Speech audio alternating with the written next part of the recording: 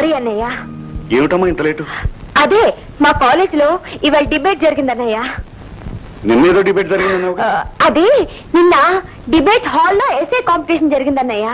చూడమ్మా, ఆడపిల్లలు పెద్ద చదువులు చదివితే చెడిపోతారని ఇరుగు పొరుగు అంటున్నా లెక్క చేయకుండా నాన్న నిన్ను చదివిస్తున్నాడు. అన్నయ్య, నీ గురించి కదమ్మా, లోకం గురించి చెప్తున్నా. ధ్యాసంతా చదువు మీద ఉంచి బాధ్యతగా ప్రవర్తించాలి. పదమ్మా, నాన్న మన కోసం ఎదురు చూస్తుంటాడు.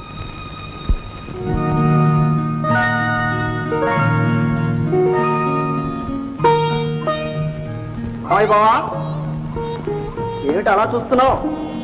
అలాంటి మేడ కట్టించాలనే? కట్టిస్తాను బావా, చూస్తూ ఉండు. ఇంతకంటే పెద్ద మేడే కట్టిస్తాను. అప్పుడు అసలు మేము కనిపిస్తామో లేమో. ఎందుకైనా మంచిది, ఈలోగా మా అమ్మాయిని మీ గొడవలుగా చేసుకుంటే. నాకు తెలుసు బావా, నువ్వెందుకు తొందరపడుతున్నావో. ఎంఏ పూర్తే మా సత్యం ఓ పెద్ద ఉద్యోగంలో చేరితే గొప్పింటి సంబంధం ఏదైనా వచ్చి పడుతుందనేగా. ఆ భయం నాకెప్పుడు లేదు బావా. ఆడిన మాట నువ్వెప్పుడూ తప్పవని నాకు తెలుసు. ఏమిటో పేరయ్య, ఆ ఒక్క మాటే మిగిలింది. మనుగడ ఇలా తగలడింది. ఏం చేస్తాం? నా ఉద్దేశం అది కాదు బావా. ఈ వయస్సులో పగలంతా ఉత్తరాలు పంచుతూ ఇంటింటికి కష్టపడి తిరుగుతావు. తీరా ఇంటికి వచ్చాక కూడా తిరిగ్గా కూర్చోవు. ఇంటి పనులన్నీ నువ్వే చేస్తావు. మా పార్వతి మీ కోడలైందనుకో, ఇంటి పనులు వంట పనులు అన్నీ తనే చూసుకుంటుంది. నీకు సేవ చేస్తుంది. కాలేజీకి వెళ్ళొచ్చే పిల్లలకి చేదోడు వాదోడుగాను ఉంటుంది. పైగా ఒట్టి చేతులతో పిల్లలు మీ ఇంటికి పంపించరుగా. కాస్తో కూస్తో కట్నం ఇచ్చే పంపుతాను. ఆ డబ్బు కొన్ని అప్పులు తీర్చుకోవడానికే పనికొస్తుంది, పిల్లల చదువుకు ఉపయోగపడుతుంది. అందుకనే నేను మేళ నుంచో నీకు చెప్తున్నా. ఆ సంగతి సరేలే బావా, మరి డబ్బు మాట ఏం చేశావు? నా మాట నువ్వు వాయిదా వేస్తూ వచ్చినా నీ మాట నేను వాయిదా వేయగలనా చెప్పు? ఇవ్వు 150 రూపాయలు.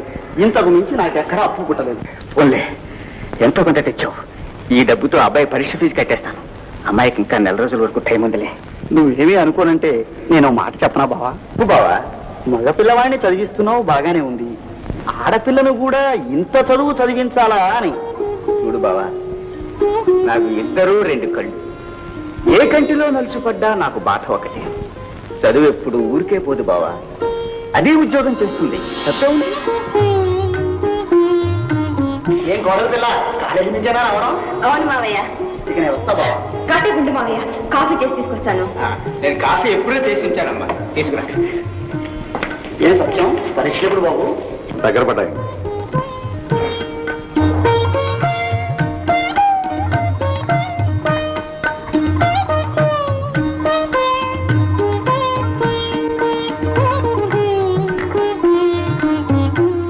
నేను వెళ్ళొస్తాను బావా. మంచిది బావా. సత్యం, రేపు పరీక్ష ఫీజు కట్టాలన్నావుగా? అవునమ్మా. ఇదిగో డబ్బు. మరి చెల్లాయికు? దానికి ఇంకా టైం ఉందిగా, తర్వాత కడదాం. ఎలా కడతావు నాన్న? అప్పో సప్పో చేసి ఎలా అలా కడతాను. నీకెందుకు? ఇప్పటికే తలకు మించిన అప్పులు చేసి నీకొచ్చే జీతంతో అటు వడ్డీలే కట్టాలా, ఇటు సంసారమే గడవాలి. నీ ఆరోగ్యం చూస్తే అంతంత మాత్రంగానే ఉంది. కనీసం మందులైనా కొనుక్కోకుండా మా చదువు కోసం ఖర్చు పెడుతున్నావు. ఈ పరిస్థితుల్లో మనశ్శాంతితో ఎలా చదువుకోమంటావు నాన్న? సత్యం, అవునన్నా, నేను బిఏ పాస్ అవగానే చెప్పాను, ఇక నేను చదవను, ఏదైనా ఉద్యోగం చూసుకుంటాను అని. ఆ రోజు నేను చెప్పేటువంటి ఈ రోజు మనం ఎన్ని బాధలు పడేవాళ్ళం. నువ్వు ఈ రోజు గురించి ఆలోచిస్తున్నావు కానీ రేపటి గురించి ఆలోచించటం లేదు. నన్ను చూడు, నేనే చదువుకున్నట్టయితే ఇన్నేళ్ళు పోస్ట్ మ్యాన్ గా ఉండేవాడినా, ఎప్పుడో పోస్ట్ మాస్టర్ అయ్యేవాడిని. సత్యం, నువ్వు పెద్ద ఆఫీసర్ అయి గొప్ప స్థితిలో ఉంటే ఆ రోజు నేను కాలు మీద కాలు వేసుకుని కష్టాలన్నీ మర్చిపోయి హాయిగా ఉంటాను రా. అందుకోసం ఒక నిర్ణయానికి వచ్చాను. దాంతో మన సమస్యలన్నీ తీరిపోతాయి. ఏమిటానది? పేరయ్య మామ కూతుర్ని వెంటనే పెళ్లి చేసుకో. నాన్న, ఇక నా మాటకు నువ్వు అడ్డు చెప్పడానికి వీల్లేదు. పేరయ్య బాబుతో మాట్లాడి ముహూర్తాలు పెట్టాల్సిందే, నువ్వు పెళ్లి చేసుకుని తీరాల్సిందే.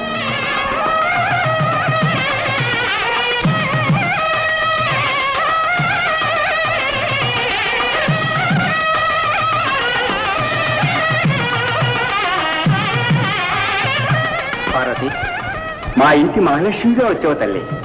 నా కళ్ళన్నీ నెరవేర్చే బాధ్యత నీదమ్మా.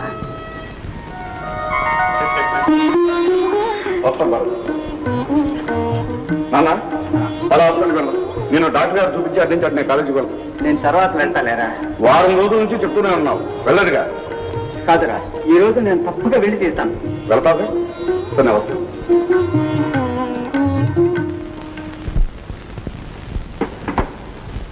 అమ్మాయి పార్వతి, డాక్టర్ గారు ఏమన్నారు మావయ్య? మళ్ళిచ్చారా? ఉన్న డబ్బులు కాస్త డాక్టర్లకే ధార పోస్తే సత్యం చదువు సాగేది ఎలాగమ్మా?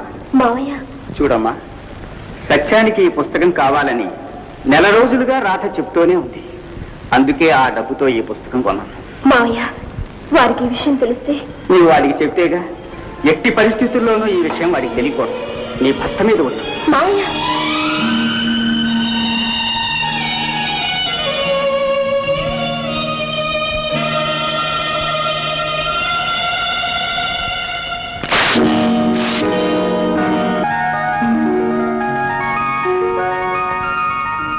మావయ్య, కాఫీ. నాన్న నాన్న రిజల్ట్స్ వచ్చా నాన్న, నేను పాస్ అయ్యాను.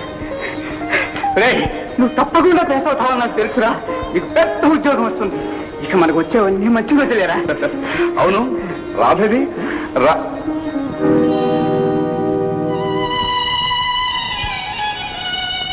ఎందుకమ్మా బాధపడ? ఈ ఏడు కాకపోతే వచ్చే ఏడు పాస్ అవుతుంది కానీ పెద్ద ఉద్యోగం సంపాదించి నిన్ను నేను చదివిస్తానమ్మా.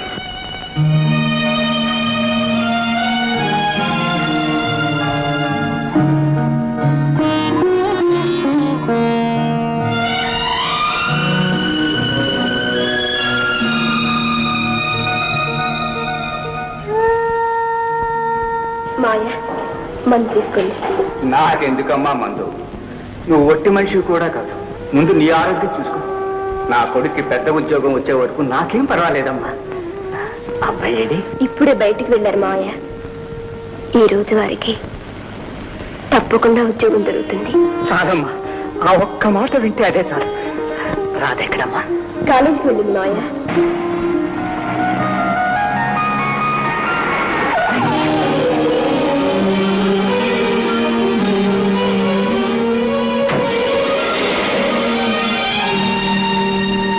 Good, very good. Coming sir. Appointment అంటే టైప్ చేసి తీసుకురా. Yes sir.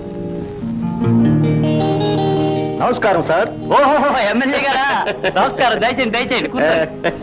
ఊరక రారు మహాత్ముడు. ఏమిటి సెలవు? అదే ఏం లేదండి. వీడు మనవాడు, కలవాడు, కాలక్షేపం కోసం ఉద్యోగం చేయాలని సరదా పడుతున్నాడు. బిఏ పాస్ అయ్యాడు. చూడండి సర్టిఫికెట్స్. మీరే స్వయంగా వచ్చిన తర్వాత సర్టిఫికెట్స్ ఎందుకండి? అక్కర్లేదు. పోనీ ఇవి చూడండి. అక్కర్లేదండి.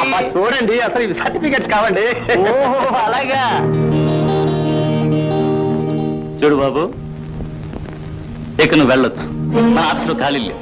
అదేమిటి సార్, ఇప్పుడు మీరేగా అపాయింట్మెంట్ ఆర్డర్ కూడా టైప్ చేసి తీసుకురమ్మన్నారు. నేనా?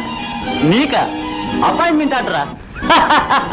మధ్యమైనా పోయిందా నీకు? ఆ వేకెన్సీ ఎప్పుడో ఫిలప్ అయిపోయిందని గంట నుంచి చెప్తుంటే వినిపించుకోవేమిటి? Sir, appointment order. ఇంకా అలా చూస్తాయేమిటి? వెళ్ళు.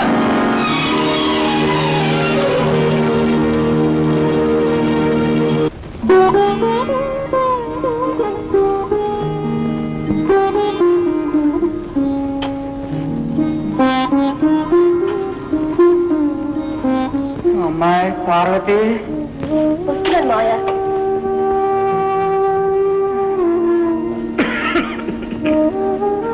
అబ్బాయి వచ్చాడా అమ్మా? వస్తారు మావయ్య. జావకాశాలు కాస్త తాగుతారా? చూద్దామా.